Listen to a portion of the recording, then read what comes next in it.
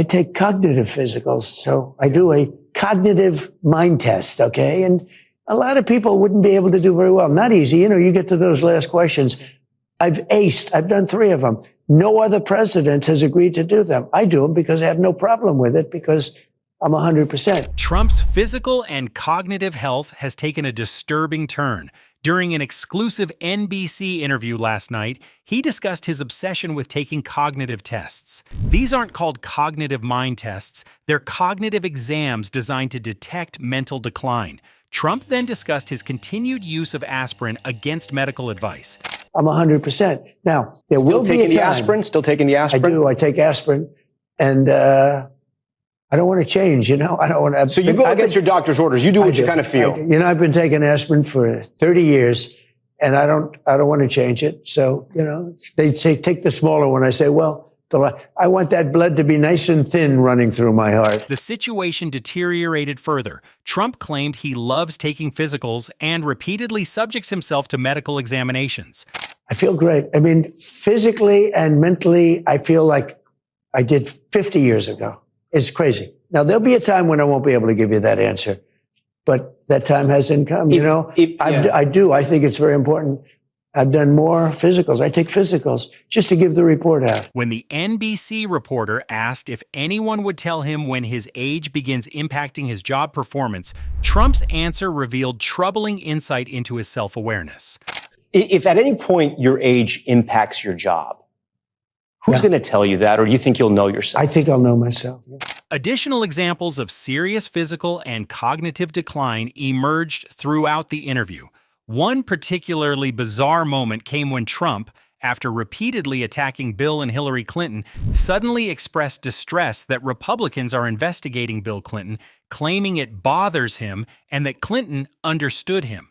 This contradictory statement may stem from fear about what Clinton might testify regarding the Epstein files when he appears before Congress. It bothers me that somebody's going after Bill Clinton. See, I like Bill Clinton. I still like Bill Clinton. What do you like about him?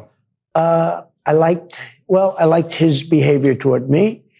I thought he got me. He understood me. Trump has repeatedly discussed these cognitive exams. 2 weeks ago, he held a bizarre press conference about whole milk, an event that left observers confused about its purpose. Many believe RFK Jr. was attempting to promote raw milk, which may have contributed to recent deaths before pivoting to whole milk after backlash. Trump then claimed milk would improve his cognitive test performance. So milk would help your cognitive ability? Absolutely. You can tell who's been drinking. Take a cognitive test. I've taken a lot of them. I've aced every one of them because I drink milk. It's good for it, and it shows. Even Trump's former White House lawyer is sounding alarms. Ty Cobb, who represented the White House during Trump's first term and worked closely with the president, gave a revealing interview expressing deep concern. When your own former attorney makes these statements, it signals serious problems. But Ty, it sounds as though you are concerned that he is not well.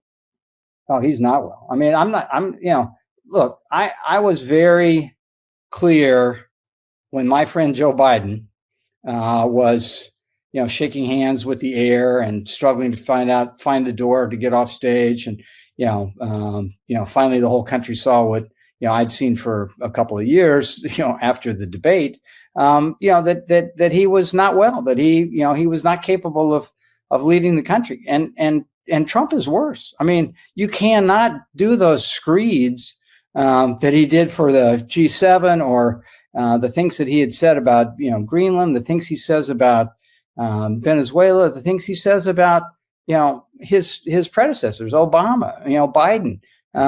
It's just insane, the things that he says. And I think the story needs to be, how extreme this is, not, isn't this, a standard deviation from the norm? It's not. This is so far out of bounds. People have to deal with it. It's dangerous. Very dangerous.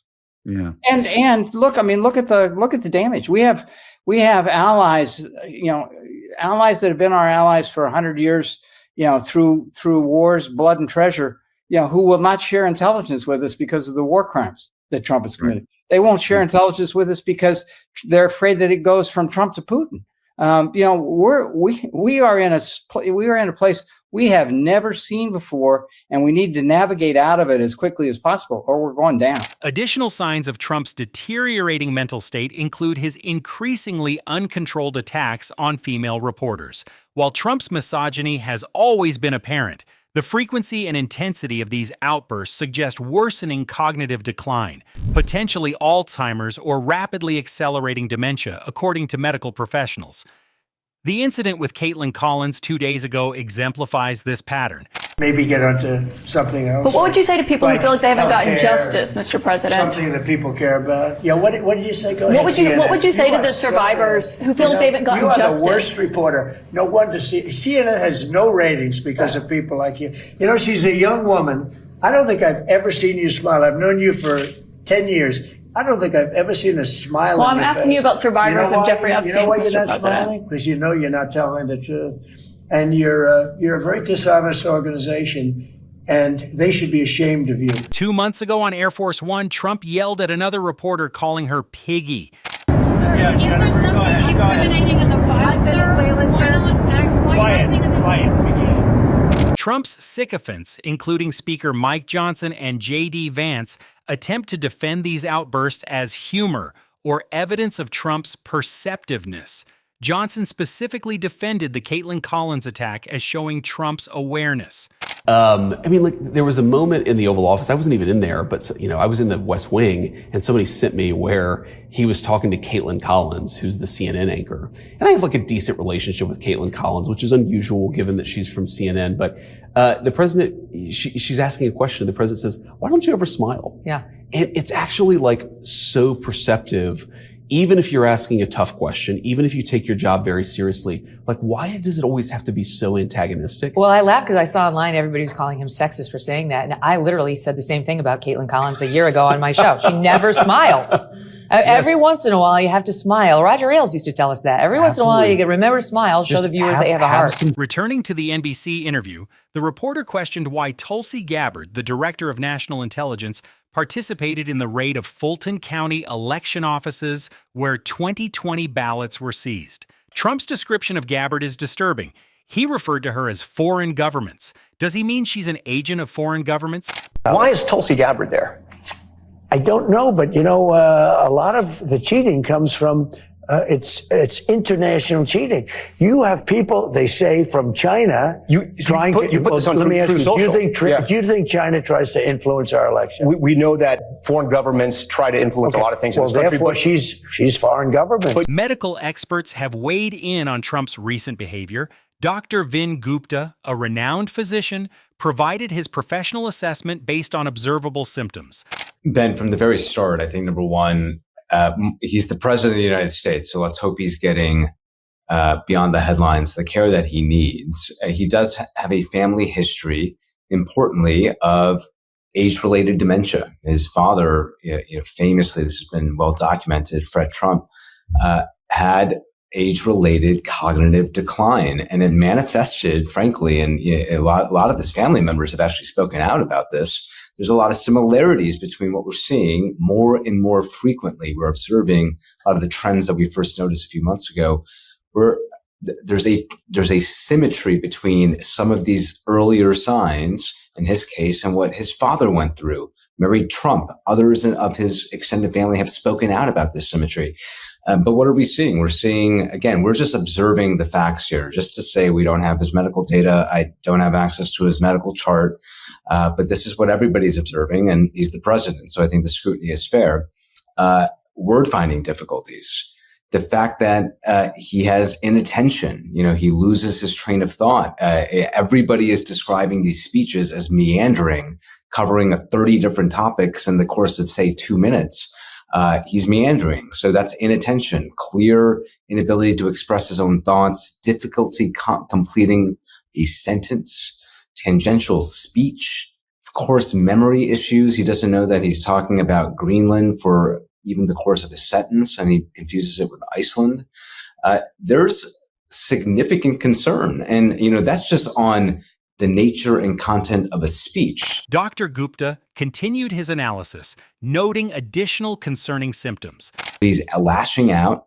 He doesn't have, he's having elements. I would say, some people say, well, is he showing signs of early Alzheimer's or early just age-related cognitive decline? Perhaps. A lot of the symptoms that we just talked about are consistent with those diagnoses. Again, we're just observing what we're seeing. But frontotemporal dementia, the acting out, behavior changes, lashing out, acting unreasonable. One could say this is his core fundamental personality based on what we've seen over frankly, his entire adult life, but it's getting worse. Trump's own family members have spoken publicly about his deteriorating health. His nephew, Fred Trump III, drew direct comparisons to other family members who suffered dementia. I know what I saw in my grandfather. I know what I saw in Donald's older sister, my Aunt Marianne, who in the end, thank you for saying, I am not a doctor. I don't pretend to. I know the warning signs from both of my grandfathers, what it is. Donald's cousin, John Walters, had dementia. It runs in the family. I'm not happy about it because guess what? I worry about it myself. Where's my glasses? Oh, on the top of my head now. I don't know. That may be Halfheimer's, but it runs in the family. He looks older, and I get it. I mean, I'm not saying anybody who is in that office looks different than when they come out. But the things he's spewing and the craziness, and he just can't stick to a message. Trump's niece, Mary Trump, has also expressed alarm about his mental decline. Concerns over Donald's physical and mental decline are mounting, even among Republicans. Donald is 79 years old and a deeply unhealthy person. His father had a very serious case of Alzheimer's that went on for about 15 years. Every day, Donald seems increasingly feeble and unable to focus. Even the New York Times is starting to catch on to this. And as he weakens, so too does his hold over the Republican Party.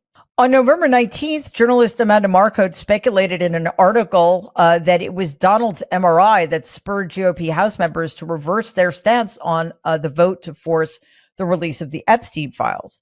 She wrote, quote, "The White House continues to deny there are problems with Donald's health. But since they lie about everything, those words mean less than nothing.